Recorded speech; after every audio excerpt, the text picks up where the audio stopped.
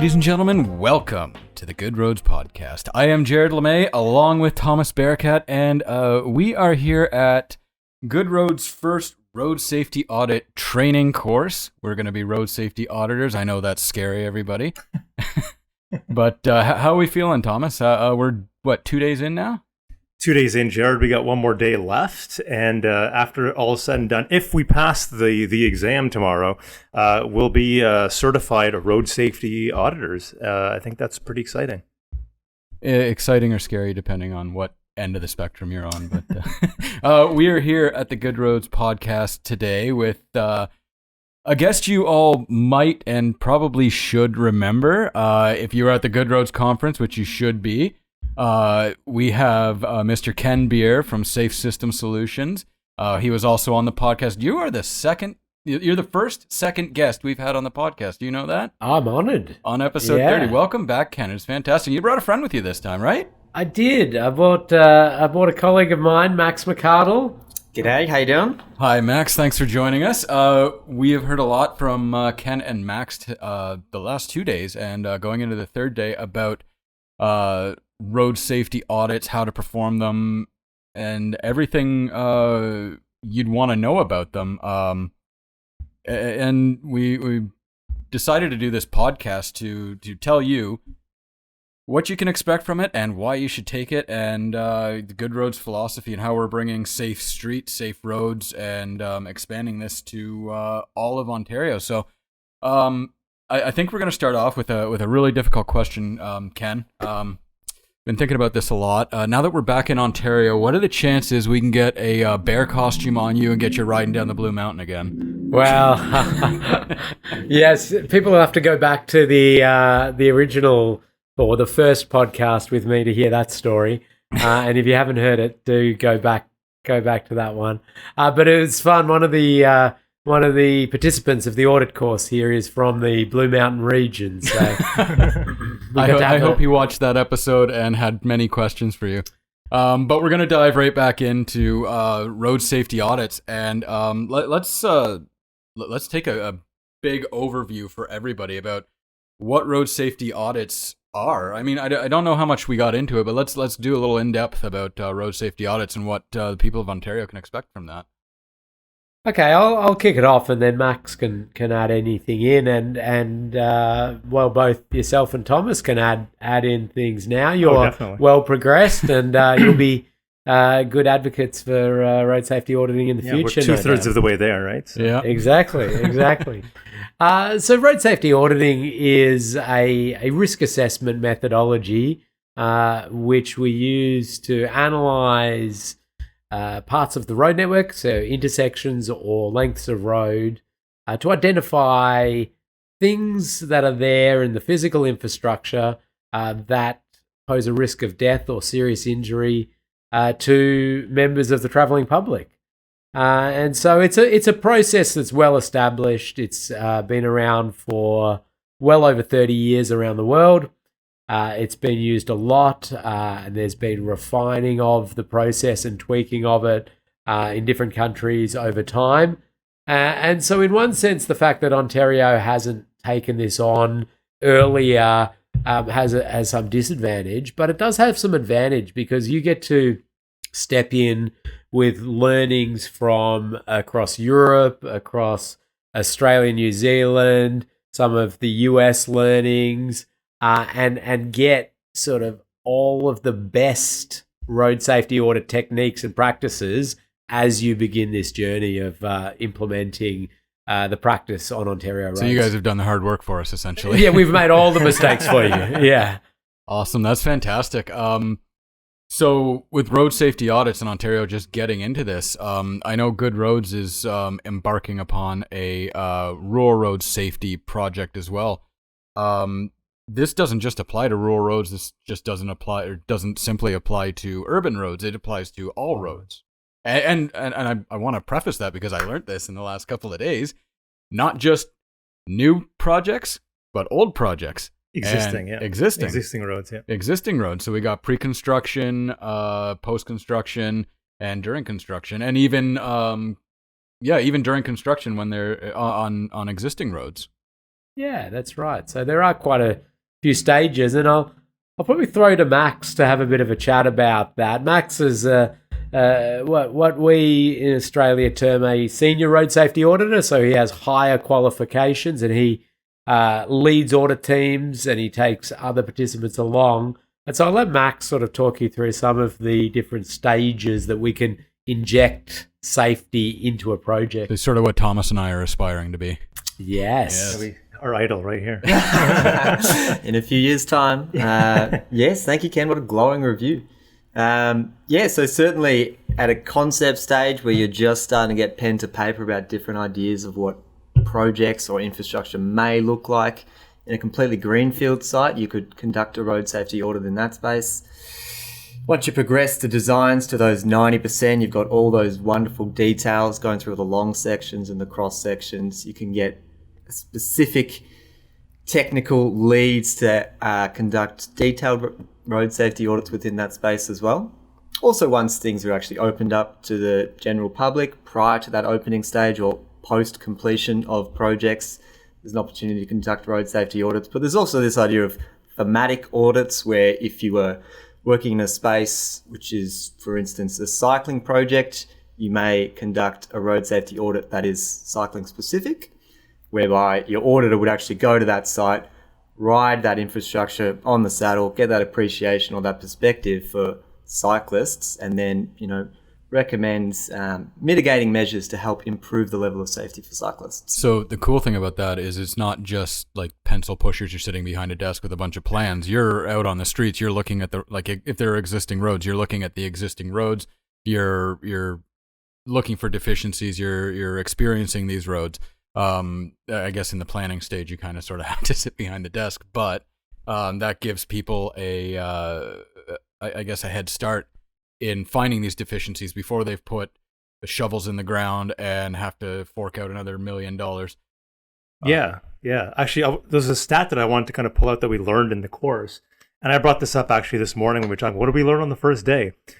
Benefit to cost ratio of doing a road safety audit pre-construction, 36-1.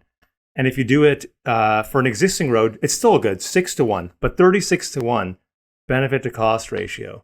As someone who's a road safety advocate, that's a really useful stat to kind of bring up, when we're talking to decision makers, because that's a really good. Those are really good. Well, in terms my wife likes to use in my wife's math, you're losing $36 if you don't do this. Yeah. And 36-1 in a benefit cost ratio is astronomical. Yeah. Like every dollar invested is returning $36. And when you unpack, well, how do they come up with that? It's about understanding the cost of crashes to the community. There's lots of debate about economic models we would use to understand that and make decisions around that. But if we can rectify things before they're ever built, and we can stop crashes happening before things are built and out there, and we have to actually physically change things, it's so beneficial to the community. So some really good analysis and really in-depth research studies from around the world providing that data.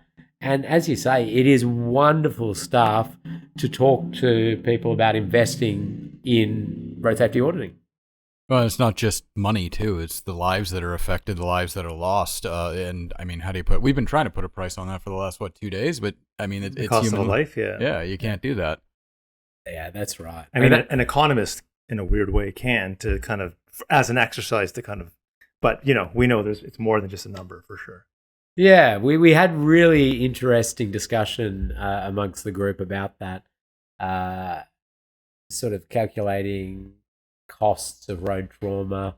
And using different economic models, or just generally talking about those hugely catastrophic personal impacts that road trauma can have.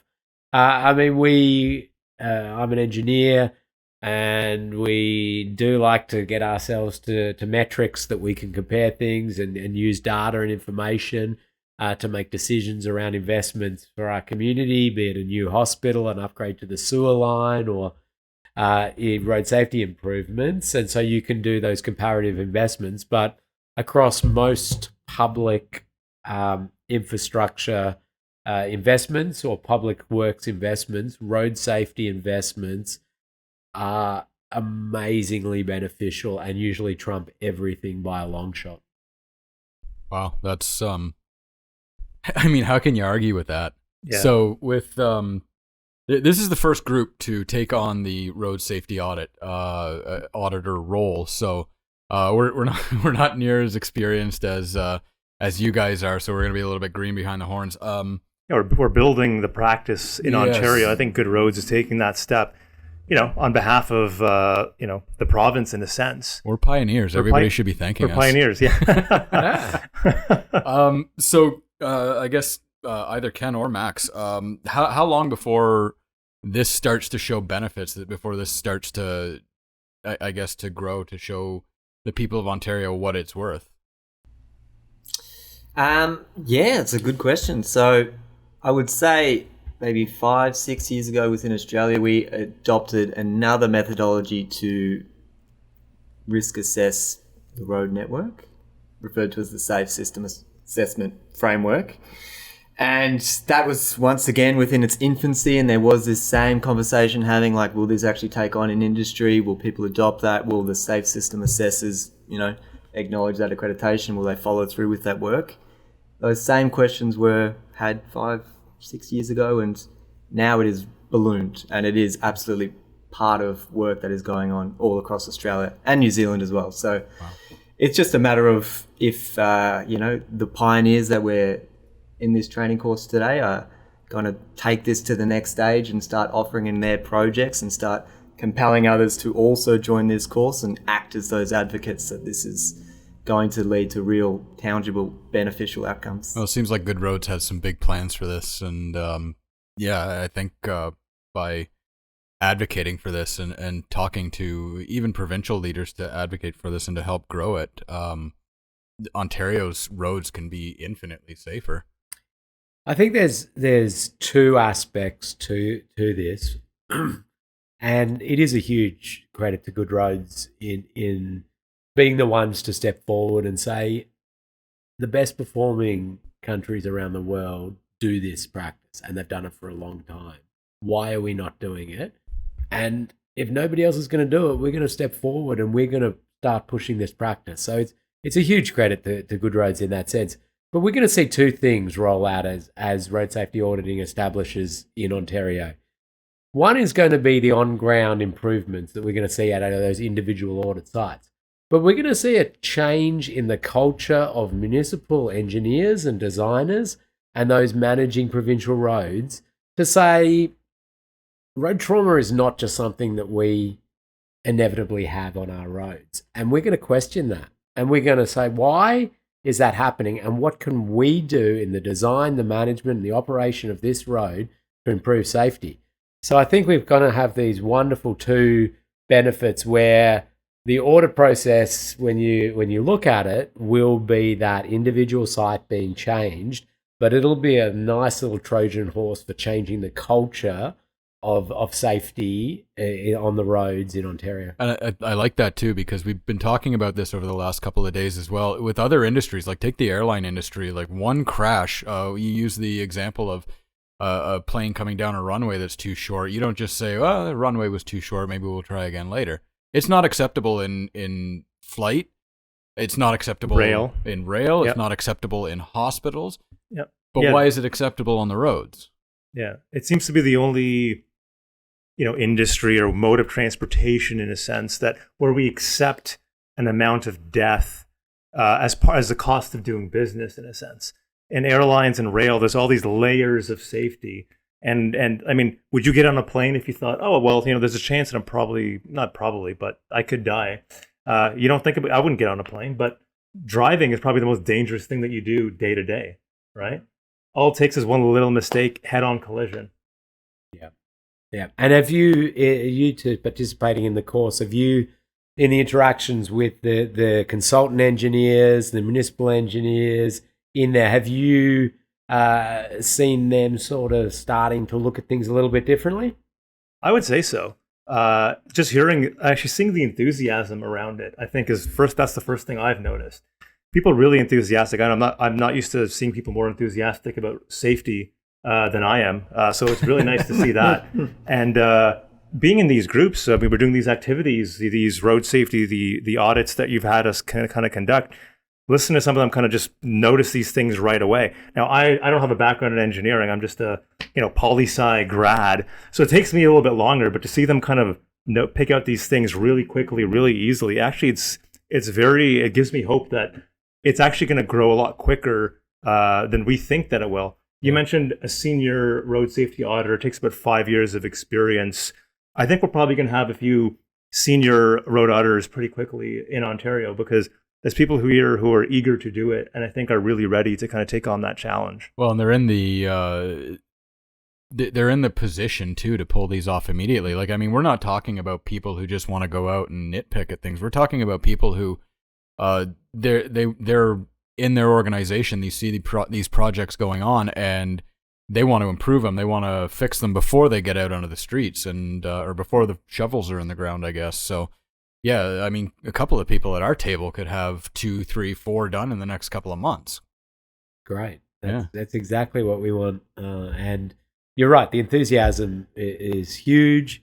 And we've got a nice sort of mix of participants, in the sense that we do have very technical practitioners. We've got road designers. We've got forensic crash investigators. We've got different municipal engineers and technicians. And we do have people who are more at the policy end, who do more strategy work, do more advocacy work. But I'm always very clear with everybody that to be a successful auditor does not require you to have an engineering degree or a specific background, because the process of identifying what's producing risk on the road network is not super complicated, right? And then the process naturally falls out of questioning some of these things. And in a 3-day course, it gives us ample opportunity to arm you with the skills to be able to go out and do that at the design stage, or at an existing road, or at a construction site, and just simply report that back and assist these project teams in improving things. Well, I think that's one of the strong things about the road safety audit process, is that we're not doing this just Thomas as a policy person or me as an artist. We're in teams, and you may have like a policy person who will see things differently than an engineer who will see things differently than an artist. But we're all from different walks of life. We all see things differently. We all use these transportation systems differently. Yeah. And we see things differently. And to quote reluctantly Justin Trudeau, diversity is our strength. So in the safe system solution, or the good roads, the road safety audit solution, the diversity between people is a strength in this case. Absolutely. And I mean, certainly I'll let Max sort of talk about some of his experience of pulling teams together. You certainly do want road design technical expertise as part of your team, so they can understand the fundamentals of highway design and road design, and understand the plans and the like. But you can get some wonderful additional thoughts and risk identification from this diverse range of people. So Max, you've worked in some of those teams? Absolutely, yeah. And just to echo your sentiment of not requiring that engineering background to be involved in a road safety audit or to become an auditor. My own mum, she's an accountant, and she recently spoke to me about she hates leaving her local street and turning, I'll flip it over for this side of the hemisphere, turning left onto a major arterial, because she just finds that really dangerous. Yeah. Me and my technical background, I'm like, of course, the sight lines there are terrible. It's a very fast road. It's difficult to be able to pick a gap. So although my mum wouldn't articulate it the same, she has already analysed that as a risk, because we interact with the transport network on a daily basis. Yeah. So we kind of already understand, oh yeah, that kind of makes sense. I may not understand the jargon that is used there, but I can appreciate from the perspective of a motorist or a pedestrian or a cyclist why that would be considered a risky manoeuvre. I was going to ask you too, not having that engineering technical background, are you finding the course going above your head that you can't understand it, or is it pitched in a way that you're able to participate and feel like you're part of it? No, so I was concerned about that going into it. It's when we do the activities, for example, I noticed that the people with maybe the engineering background, they're quicker to find the faults in the system and to read, the plans there that you kind of give us to kind of evaluate. And at first I'm a little bit discouraged because I'm like, oh, I don't know what I'm doing. But when I actually just give myself a few minutes, it comes. And I know, like, through my experience, like lived experience as a pedestrian, as a cyclist, as a driver, and also just in all the work that I do here, it's in my head. It just takes a little bit longer for it to kind of come out because I'm not used to kind of, using it to evaluate. So it's not over my head. It just takes a little bit longer than the people who do it all the time. Well, and the good thing too about working in groups is we may not know the technical jargon. Right. We may not know if something is in spec, but we've got engineers and consultants who do know, and they like you said, they pop off immediately. And the people in our group are great. They're like, oh yeah, this is a problem. This is a problem. This is a problem. And then we're like, sorry, but why? Yeah. And then but then we also point stuff out too. Exactly. That oh yeah, that's true. Yeah, So, I didn't see that. yeah, and that's where the diversity kind of comes into play. Yeah. What is your dream road safety audit team look like? Yeah, what a great question. Oh man, yeah, it's like NBA finals. You have to pick a team. Yeah, I picked the team. Australia in the Olympics. And funny you should say an NBA team, because I wouldn't go beyond 5 people. Just 'cause it's like herding cats when you go beyond that. Yeah. Well, as a designer, I know a lot about design by committee, and it doesn't work. So I'd keep it down to So 5 or less. Yeah, about 5's the ideal number. Four people would be nice, and I would have certainly a very technical and design person. They work in details of highway design, road design. They're really experienced with that. Definitely like somebody, with Max's real background and skill set in terms of a specialist associated with cycling infrastructure, pedestrian infrastructure, to ensure that we're considering all road users, and we're getting those vulnerable road users, and it's really front of mind in ensuring we're thinking about those road users. I'd like somebody with that more general perspective of, I'm going to call it human factors. They don't necessarily need to be have a PhD in human factors. Sort of like one of our previous guests, Dr. Nicholas Duck. Yes, right, good episode to go back and watch. Yeah. And, Shout out, Dr. Duck. Yes, a Melburnian as well. That's right. Yes, and I worked for many years in a road authority with Nick, and yeah, so he is a sort of one of those very well credentialed PhDs in human factors. But human factors is a nice sort of one for people who are able to just sort of understand how humans are going to interact with things. And some people just have this great ability to say, well, people are going to use this in this way. That's how they do it. And they can predict how humans will interact with the built environment. And so we want somebody who's that realist who says, yeah, okay, in theory, you're trying to make them do this, but they're actually going to do this because it's easier. It's funny you mentioned that too, because on our field trip yesterday, when we went outside, we followed the walkway and nobody used it. Exactly. I mean, like I like to say, humans are like electricity. They take the path of least resistance, and we just saw everybody right across the, teardrop there in the middle of the hotel. Yeah. So it was designed one way. Yep. And trying to get people to go that way. But as you say, humans, they have their desire line. They will go at it. And we need to then consider that in. So the skill of being able to look at something before it's built and say, actually, they won't use it that way is amazing. And that's certainly not something you learn from doing 5 years of engineering over at Guelph University. No, that's like real world common sense stuff, and you can just say how people are going to use something. Just to add, Ken's talking a lot about the roles there and the skill sets. I'd also just add diverse demographics as well. So if you're getting people that look like Ken and myself, Anglo-Saxon, mustache, perhaps get some broader backgrounds there and get different genders involved, people with disabilities, people that, may have language barriers or any issues like that. Also reflective of the environment that you're actually auditing. So if you are doing an audit near a university where you would expect a very diverse kind of crowd interacting within that space, perhaps trying to get in touch with people with that kind of demographic.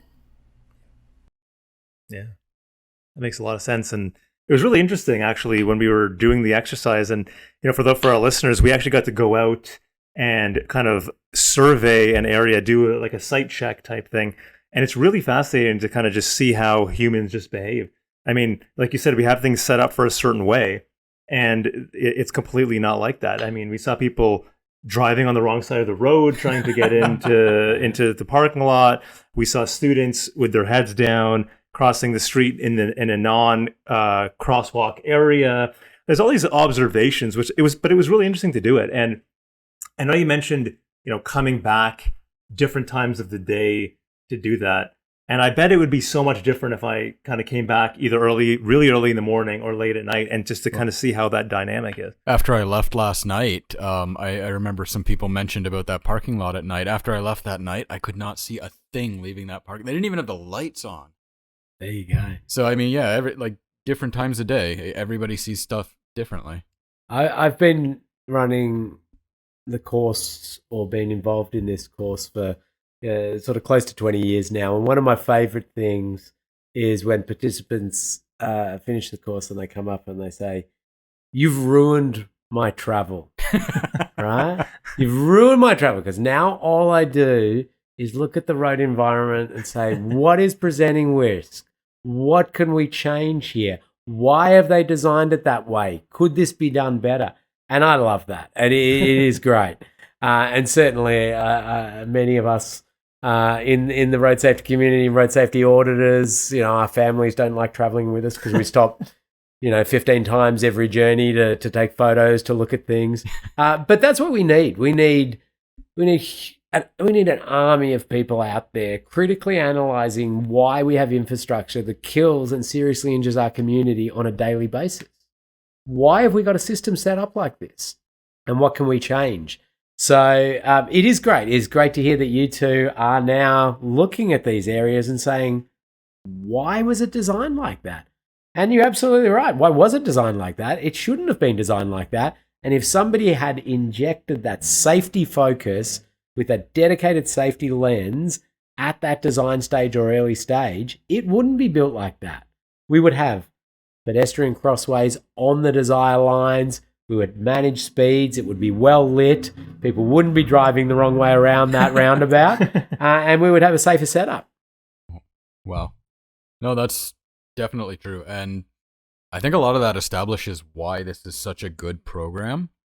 I want to know from both you, Ken, and you, Max, while we've got you here, we know like a lot of people listen to this podcast. What would you say to them to, I guess, really push home how important road safety audits are? For example, the government of Ontario, if they want to fund this, like especially with our rural road safety initiative, they're looking to bring down deaths. They're looking to bring down catastrophic injuries because that costs hospital resources. It costs municipal resources as well to fix this infrastructure after it's been damaged.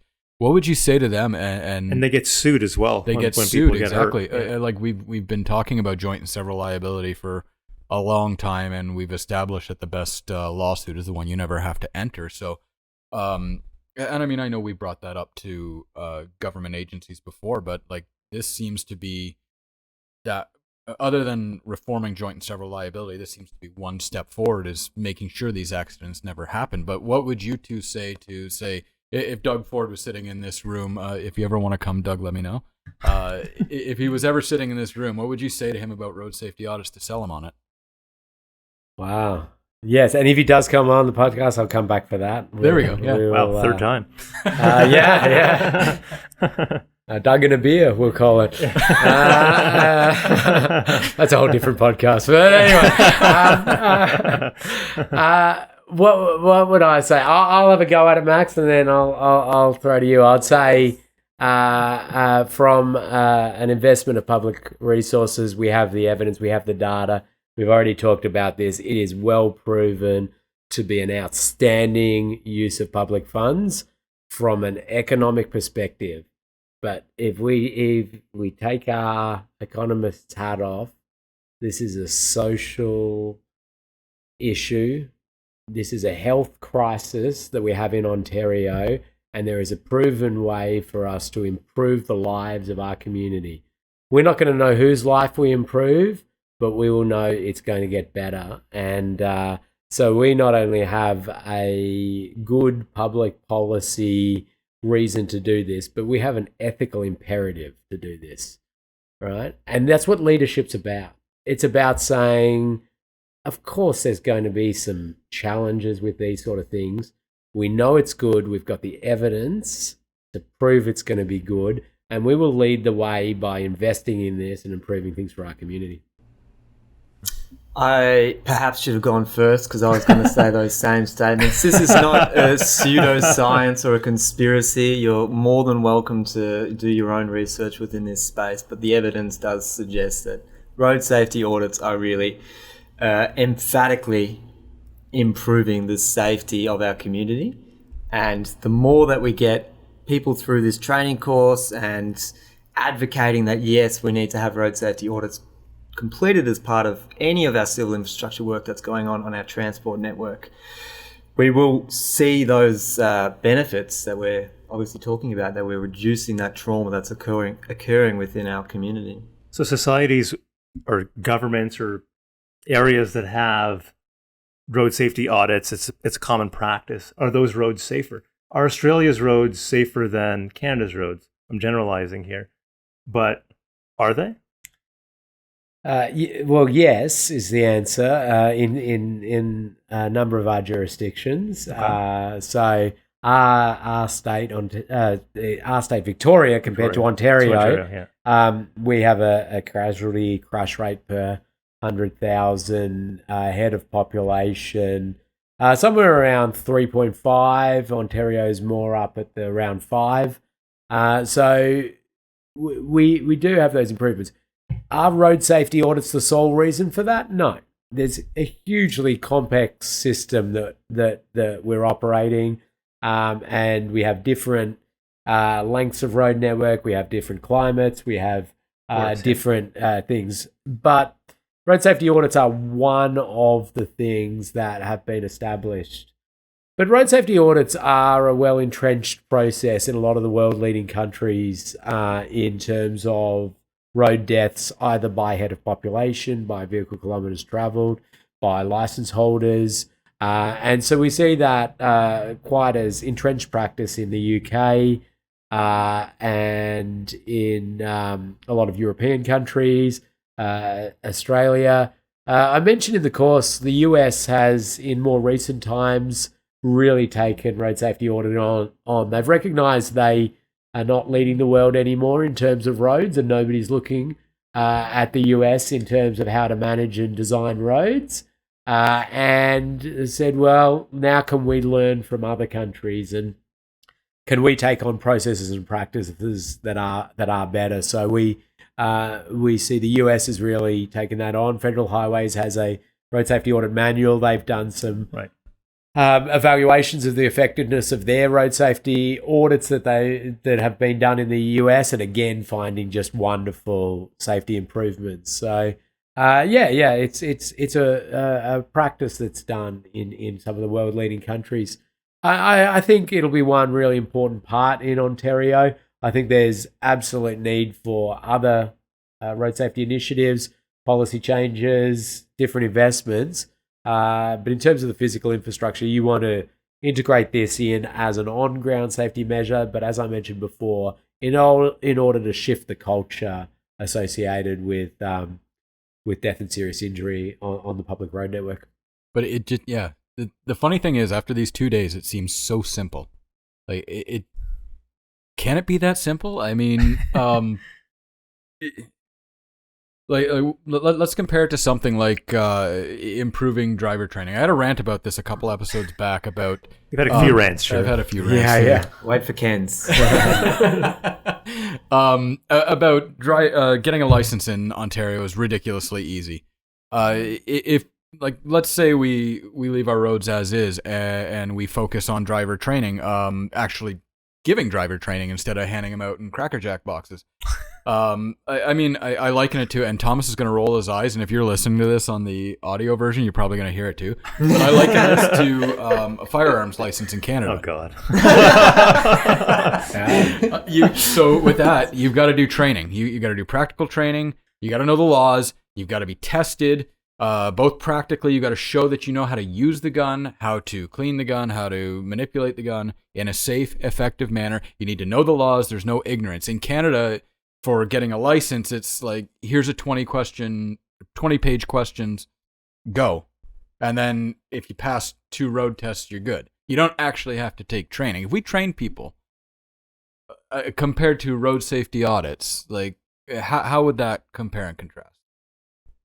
Yeah, what a good question. Do you want first crack at this, Max? Or do you want me to throw the microphone at him first? No, it's a fair comment, and it is very much something that is of, I suppose, concern to a lot of people around the world as to the issues associated with driving. However, there is innate human elements that are out there that are consistent across the world. Humans make mistakes. Yeah. Humans fail. Young males take risks. That is part of their DNA. And what we know from extensive research around the world undertaken by a huge raft of organizations, universities, is that the skills of a driver, they require basic skills, all right, and then more skills actually starts to make them more unsafe. Okay. Because they feel more confident, they take more risks. It's especially the case with young males. They get advanced braking techniques. They get advanced, how to get out of skid techniques. They drive faster. They take more risks. We see more crashes. So the entry into the system and the licensing, as you're talking about, we're sort of saying, if you take the attitude that we need to make them more skilled, is to say, let's try to make them more skilled to enter into an unsafe system. Okay. So they survive, rather than us saying, let's make our system safer so everybody can survive in that system. So essentially what you're saying is make it more inclusive and less dangerous, as opposed to having to manage the danger versus not having the danger there at all. Yeah. And it really, it boils down to the fact that even the best drivers out there with those skill sets make mistakes. They fall asleep. They drop their coffee in their lap. Their kid screaming in the back seat, fighting with the other kid. They turn around. Preaching to the choir, sir. Yeah. All of these things happen. We have the option to take our road transport system and absolutely close it down in terms of freedom of access. And we can say, absolutely, only these people can drive on our network. That just doesn't fly with what we've got in terms of the way we need to operate society. So in that sense, we need to, and we have a duty of care to create a transport system then that deals with who we've got. We have people using the system, and people are fallible. Right. Thus, as anybody involved in the design of the system, we are obligated to consider that in our decision making. Fair enough. Good answer. Wow. Max, did you want to add anything? That was very eloquent. I'm not really sure how the Toronto licensing system works, but certainly in Victoria we have like a graduated licensing Yeah, system. we do too, have but that, there's yeah. no training whatsoever. You do, for your G1, you do, I think it's 2 pages, 20 questions each, one on signs, one on laws. And then you do a driving test and then another driving test. So in Victoria, you'd have your first 2 years at least minimum, you'd be driving with an adult that's already got their full we have that as license. well. Yeah, we do that's have our that. that's our G2 That license. period of driving, I was just going to say, is like when you are the safest driver. Well, okay, hold on. I got to disagree with you on that. Okay. Because you could have the worst person teaching you how to drive, That's a giving fair you point. the worst advice. And then if you get lucky, say you find a driver, like a tester, to give you your G license that's just having a great day, it's like, sure, I'll look over that you hit that dog. You're back on the road now. I don't think With you'd a full pass life. if you hit a dog. No, Joe. I know. I'm just, yeah. But Yeah. I mean, Yeah. I know what you you mean. get one of the easy tests. Yeah, or you get lucky. You get lucky once. Yeah. Well, Sure. twice. Twi- And you're allowed to do it as many times as you want. That's the other thing, is there's no, Well, within a certain amount of time, right? yeah, well, 5 years, right? Okay. But I mean, like that's what scares me, is there's like for firearms, you need to be trained. You need to know, like, I had to show the CFO, the chief firearms officer, how to use a firearm properly. And firearm owners, Well, technically, that's what you're doing at a driving test. You have to show them that you know how Yeah, to drive a car. but Properly. I also had to do like a written test and Yeah, show them but you how do to that learn. in your G1. You have to do a written test. Yeah, but I mean, am I going to catch a CFO on a good day, like waving a handgun around? I don't know. I never touched a gun in my life, Jared. Right. And I plan on keeping it that way. My point is that firearms owners, I'm what, like, I think 70% less likely to commit a crime than anybody else in this room. It's simply because I have so much more to lose. It doesn't even have to be a firearms related offense, Yeah. and I risk losing my firearms, which is why I put out the training aspect on that. Yeah. I suppose, I mean, you're sort of tapping into a whole series of other wider road safety elements and where we get the best bang for our buck in Right. terms of investments and like deterrence on the road network from unsafe practices we can do through different enforcement activities, which we can and we do advocate for. The licensing system in its own right is one element for us to try to manage and curtail risk as we go through that. We even holistically think about how we go about managing incidents and post-crash care and how Right. quickly we can get to injured parties in road crashes and provide the best medical treatment possible. So, I mean, I think these discussions are always really important to have, and they really solidify the fact that we are talking about a system. Now, road safety audits do really focus on the road infrastructure, the road design, the management of speed of vehicles, and trying to address those ones.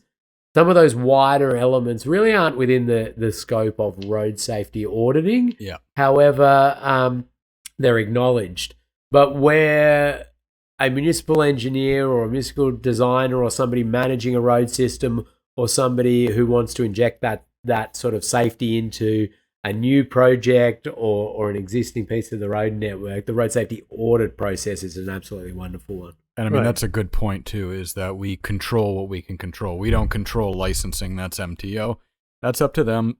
And it's an inclusive system. I mean, people need to drive Canada spread out. I'll give them that.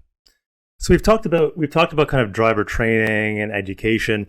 What does Australia do a bit differently, or maybe just the province of Victoria do a little bit differently than Ontario? I know there is a youth-focused driver safety exhibit at the Melbourne Museum. Can you talk to us a little bit about that? I don't think we have anything similar to that in Ontario, type of a road safety exhibit or some sort. No, I don't think so.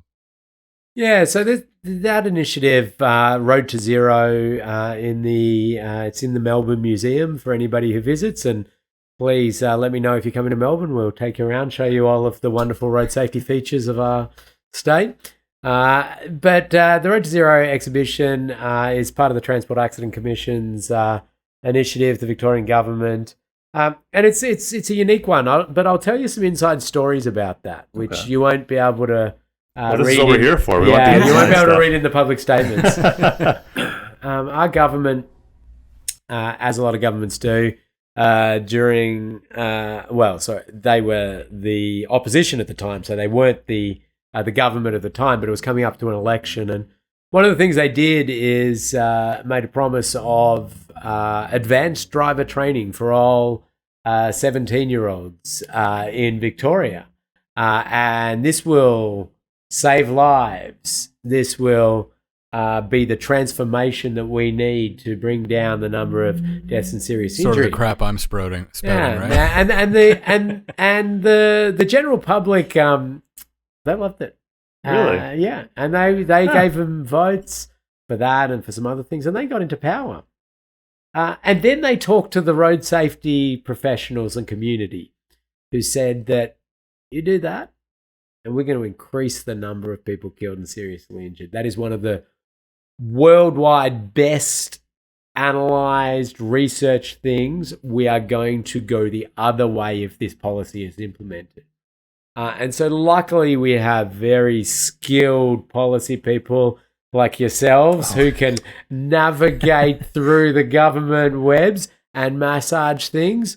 And what it was changed to was some things that we have evidence base around, which is to provide young drivers with skills, but not necessarily in the driving task in these advanced driver skills, but skills to understand how not to get in scenarios where they need to drink drive, how to not get in cars with lots of passengers, to understand as they're driving the road network at a normal speed where risk could present itself, and to then have basic control of the vehicle and those skills.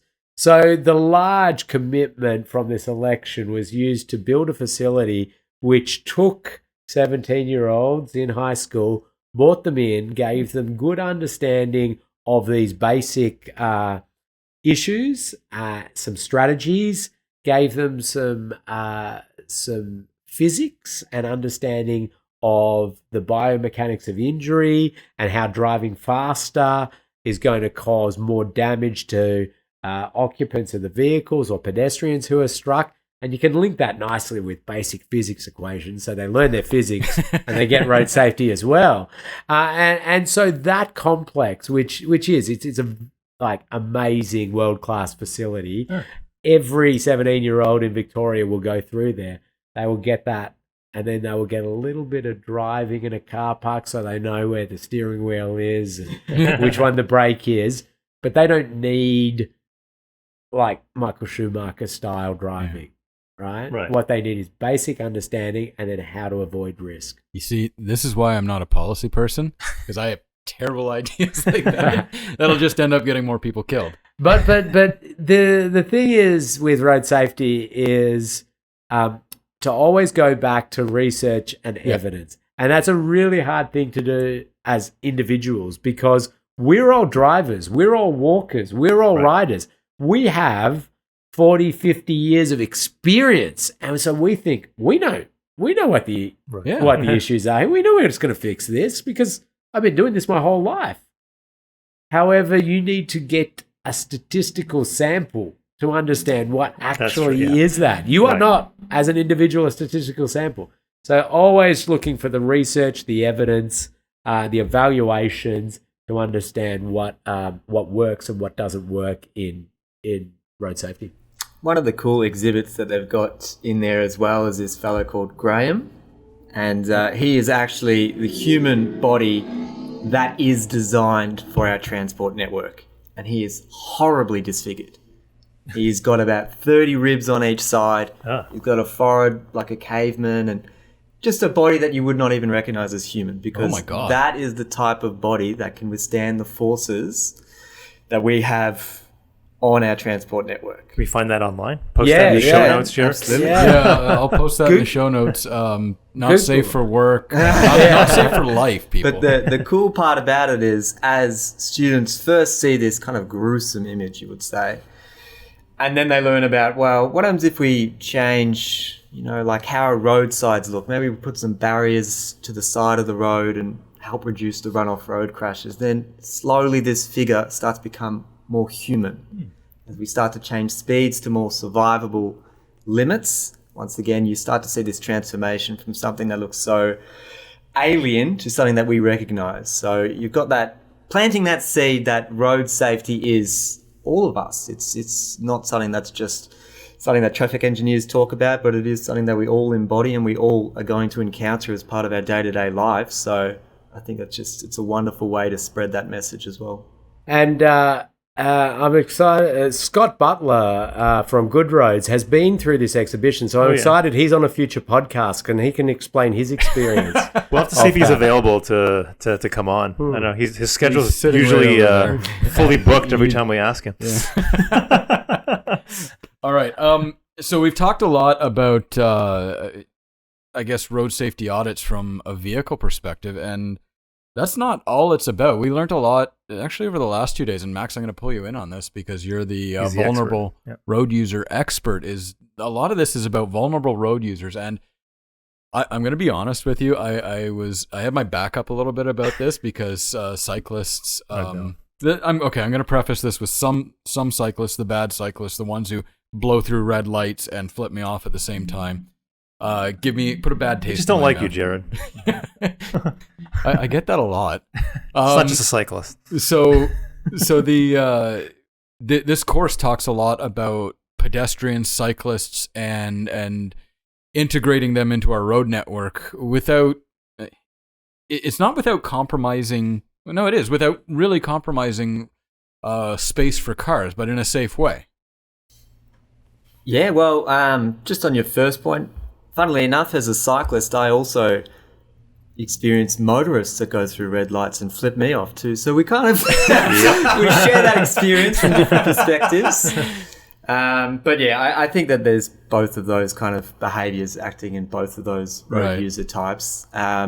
Cyclists are unfortunately pegged for that kind of attribute, but majority of cyclists just want to get from A to B. They're trying to get to school, they're trying to go get groceries, pick up the kids. Yeah. They're trying to look for more sustainable modes, or it could be a social, economic thing. Perhaps they can't afford a car. That's just how they get to work and things like that. And that's really why I'm so passionate about prioritising this, because there's just so many benefits to providing safe cycling infrastructure. A lot of people do not feel comfortable riding on our existing transport network. I'm one of those people. No, I got to agree with that. I mean, this is the thing is when they first tried the bike lane thing here, it was just the painted road and there was really no division. And I mean, I don't mind riding with cyclists on a road. It's just that makes me nervous. And I believe we talked about that today in the class about the shy space, right? Yeah, shy line. Shy line. Shy guy. Yeah. Shy Guy's a Nintendo character. Yeah. And I know when you said that was my first thing is I've got a cyclist without a division between me. I'm going to shift over. I'm going to be as close to that center line as possible so I don't hit him, or I give him room to get around that car in case that car decides to open his door. I was in Oshawa a few years after that, and they installed divided bike lanes to keep the cyclists in their lane and to keep cars from out of there. And I felt so much better driving right. Yeah, it benefits both types of road users. Exactly. Yeah. Exactly. And I mean, it's the same for pedestrians too, when you've got the sidewalks separated from the road or separated from the bike lanes. I mean, bikes have been around for a while and cars sort of took over the roads from them. And for a while there was left as sort of a kid's toy, not really for transportation. I shouldn't say recently. Probably for a while now, people have been getting out and using it as transportation, and we need to start treating it as transportation. And even with new transportations like e-bikes and scooters and hoverboards and so on and so forth coming forward, we need to allocate this space in a safe manner, and not so much to take away from car space, but to add to pedestrian space. if any of that makes sense. I often think about the future scenario, like we look back 100 years ago and we think how drastically the transport network changed. I think 100 years' time, they will see this cross-section that we deliver and be like, that's crazy. You guys are wacky. Like that, just all this space allocated for general traffic where we know a bulk of road trauma is occurring. Yeah. And I just think that one day they will be looking back at this and thinking, what a waste of space and what a wasted opportunity to really enliven that, that landscape instead of just painting it in the black pavement and just letting everyone drive all over it. So I'm not anti-car by any means. No. I do think that there will be a point in time where people will reflect on this and be like, okay, that must have been pretty terrible. When we get tubes like Futurama and people... Yeah. But no, like, and I see the separation too, because cars are so much bigger than bikes or pedestrians. And Michael Colville Anderson was what, 7 years ago? Oh, don't say that. So we had biking guru Michael Colville Anderson at our conference, my first conference at Good Roads, 7 years ago. So I'm old. He said that bikes are fast-moving pedestrians, and that sort of resonated with me. Like seeing bike lanes just painted onto roads. Why would you put a bike next to a car if they're fast-moving pedestrians? Like a bike versus a car is no contest. We've got the charts, Ken, that you put in the book to show us at what speeds it'll do to a person. So put them with pedestrians. But I mean, at the same time, a bike hitting a pedestrian is not a tragic thing, but still damaging. So if we've got all of that infrastructure split up, great module today about roundabouts and bike lanes and so on and so forth, about especially for cyclists and pedestrians and keeping them safe on our roads. Yeah, well, I think it does come back to, if we've identified our cycling highways or our strategic cycling networks, we're really trying to prioritize that user, that can come at the cost of other road users within that space. So rather than trying to squeeze them into the edge of the road and just try and do a painted line and say, job done, I've got my bicycle lane. Well, we know that